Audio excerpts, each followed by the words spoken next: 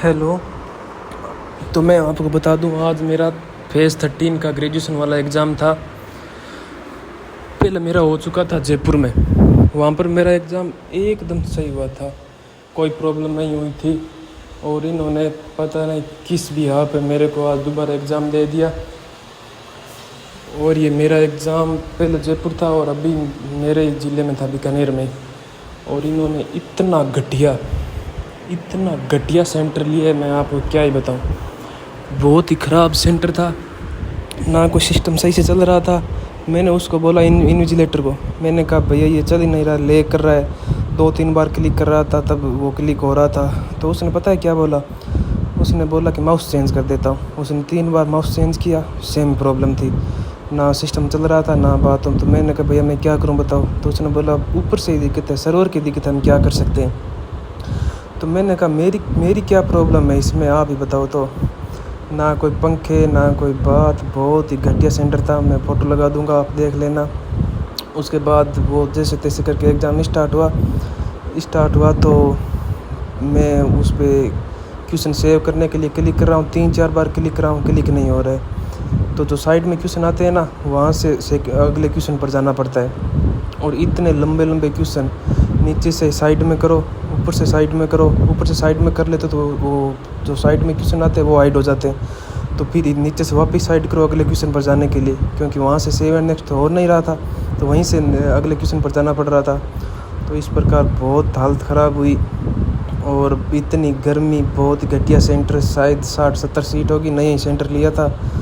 एक रूम था, वो पहले शायद हमारे यहाँ पर वो गोदाम था, उसी का उन्होंने सेंटर बना दिया। बोल रहे हम 10 साल से एग्ज़ाम करा रहे हैं, पता नहीं किसका एग्ज़ाम करा रहे हैं वो लोग। और छोटे छोटे डेस्क बना रखे थे, पूरा पीसी उसके अंदर आ रखा था, ना लिखने की जगह ना कोई और, ऐसा कि मतलब माउस इधर उधर घुमाने की जगह नहीं थी, इतना सा स्पेस था।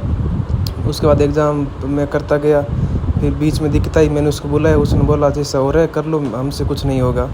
तो वो बहुत ही ख़राब हो। मेरा पहला इससे अच्छा जयपुर में देख रहा था, वो अच्छा हुआ था, ठीक हुआ था। और जो ये आप पढ़ रहे हो ना नए नए टॉपिक, काल Pearson, Bayes theorem, probability, coordinate geometry, prism, pyramid, कुछ नहीं यार, उनको सब पता है। वो हर शिफ्ट में न्यू ही पैटर्न डाल रहे हैं, ना कोई ज्योमेट्री क्वेश्चन थे ना कोई ट्रिग्नोमेट्री के थे, अलजेब्रा का शायद एक होगा, और मेंसुरेशन के भर के क्वेश्चन थे। वो आधा गोला कटा हुआ है, वो ऐसे करके क्वेश्चन थे, आयताकार कुछ। और इंग्लिश में एक पैसेज आ रखा था बड़ा सा, उसमें से सिर्फ उन्होंने 2 क्वेश्चन पूछे थे, 2 या शायद 3 थे। उसमें 2 वोकैब के थे, एक क्वेश्चन पूरा पैसेज पढ़कर उसका आंसर दो। और 2 सिनो थे, ईडियम ठीक थे, वन वर्ड शायद एक था। और PQRS और एक्टिव पैसिव, भर के एक्टिव पैसिव आ रहे हैं।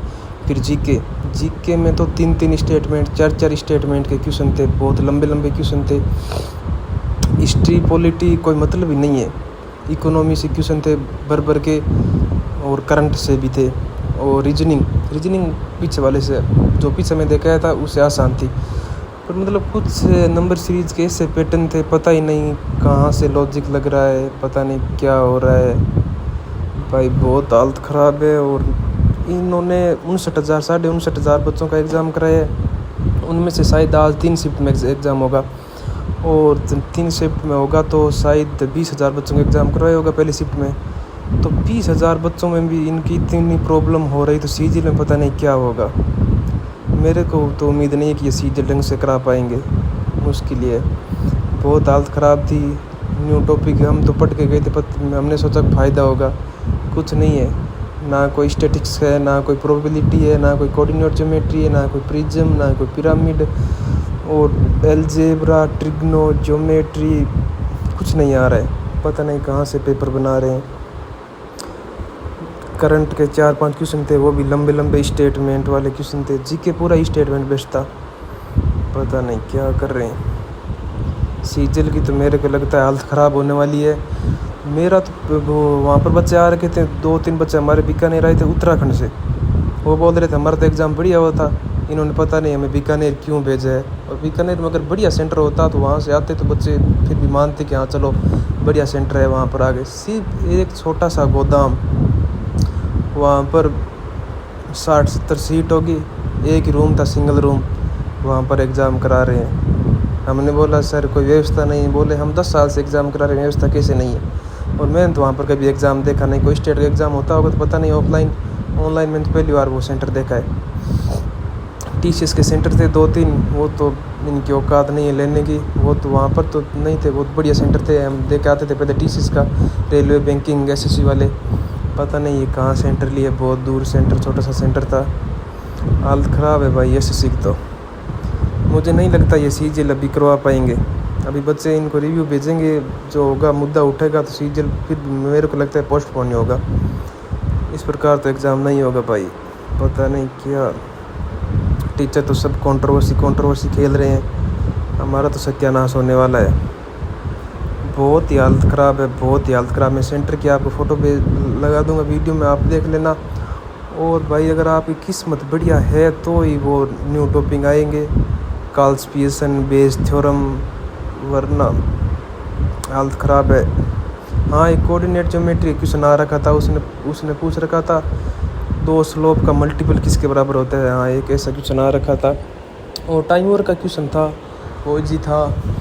और ट्रेन का क्वेश्चन तो मैथ में तो शायद एक था, पर एक रीजनिंग में था, एज वाला क्वेश्चन रीजनिंग में था। और तो टाइम एंड वर्क परसेंटेज का क्वेश्चन शायद नहीं था। प्रॉफिट लॉस का क्वेश्चन था, CISI का डिफरेंस वाला क्वेश्चन था। उसके बाद एलिगेशन वाला मिक्सचर वाला क्वेश्चन था, जूस और वाटर वाला क्वेश्चन था मिक्सचर एलिगेशन में। उसके बाद रेशियो प्रपोर्शन का एक क्वेश्चन था, SIC एक डिफरेंस वाला हो गया। उसके बाद में हाँ एक क्वेश्चन थे लगभग टॉपिक से, पर एडवांस मैथ नहीं थी, ना कोई ज्योमेट्री, ना कोई एल्जेब्रा, ना कोई ट्रिग्नोमेट्री। मेंसुरेशन के बराबर के क्वेश्चन पूछ रखे थे।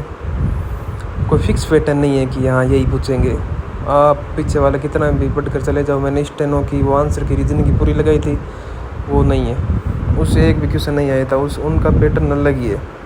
पता नहीं सीजीएल का पैटर्न कहाँ से लाएंगे, क्या पूछेंगे।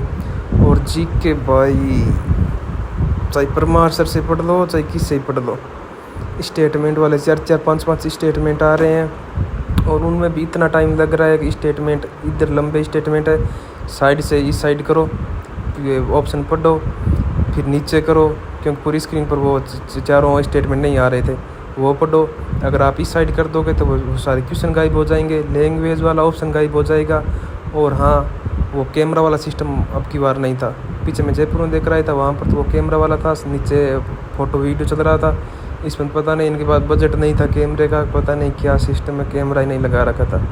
और भाई स्पेस एकदम नॉर्मल स्पेस था डेस्क पर, ना तो कोई सवाल सही से सोल्व कर पा रहे हैं, ना कोई बात। बहुत हालत ख़राब है। अब पता नहीं है दोबारा री एग्ज़ाम कैसे करवा लिया। चेयरमैन तो बोलेंगे टीचिंग प्रॉब्लम है, पता नहीं कब सोल्व होगी सीजन। मेरे को तो नहीं लगता ये टाइम पर करवा लेंगे, पोस्टपोन ही होगा। क्या ही करें, समझ नहीं आ रहा है। बाकी आप देख लेना, मेरे को तो ऐसा ही लग रहा है कि सीजन शायद से पोस्टपोन होगा। अगर पोस्टपोन नहीं होगा तो री एग्ज़ाम पर री एग्ज़ाम हो गए। अगर सीजल करवा लिया तो फिर ये 2-3 लाख बच्चों का री एग्ज़ाम कराएंगे, उसमें भी दिक्कत आएगी, उनका री एग्ज़ाम कराएंगे, उनका ऐसा ही चलता रहेगा। अपन की तो फील्डिंग सेट है, लगने वाले हैं भाई, अभी क्या ही कर सकते हैं। तो बताओ आप। मैथ में कोई फिक्स पैटर्न नहीं आ रहा है, रीजनिंग में कोई फिक्स पैटर्न नहीं आ रहा है, इंग्लिश में बड़ा सा एक पैसेज पूछ रहे हैं, उसको भी इस साइड से नीचे करके पढ़ो, इस साइड से ऐसे करके पढ़ो। उसमें भी एक क्वेश्चन पूछ रहा है, एक टीपीएससी के क्वेश्चन आ रहे हैं, वो के पता नहीं कहाँ से पूछ रहे हैं। PQRS का एक क्वेश्चन आया था, 2 एंटो थे, 2 साइनो थे, ईडीएम थी, एक वन वर्ड था। क्लोसेस तो आता नहीं है इसमें। और भाई क्या ही बताएं। करंट हाँ ठीक था, पर हाँ करंट नहीं आता, पर ऐसा कुछ नहीं था कि करने वाला था। हम तो वन लाइनर कर क्वेश्चन पढ़ कर जाते हैं, परमार की PDF से मैंने तो वही पढ़ा था, वन लाइनर पढ़ा था। रेलवे में NTPC दे के आया था, उसमें तो बढ़िया हुआ था। परमार सर से वो सारे करंट अफेयर आए थे, GK भी आया था। NTPC ग्रेजुएट वाला मैंने दिया था, 28% सही थे। इसमें तो भाई मेरे को ऐसे लग रहा है सारे ही 28 सही होंगे।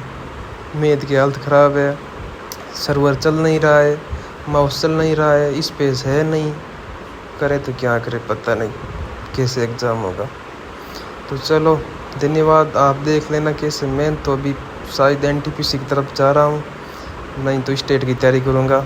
CGL तो हो लिया, नहीं तो CPO दे रखा है, 322 नंबर है, मेडिकल हो जाए वही ज्वाइन करना पड़ेगा। अभी तो और कुछ नहीं कर सकते।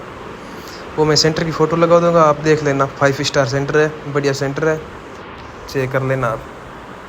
बाकी हालत ख़राब है भाई। धन्यवाद।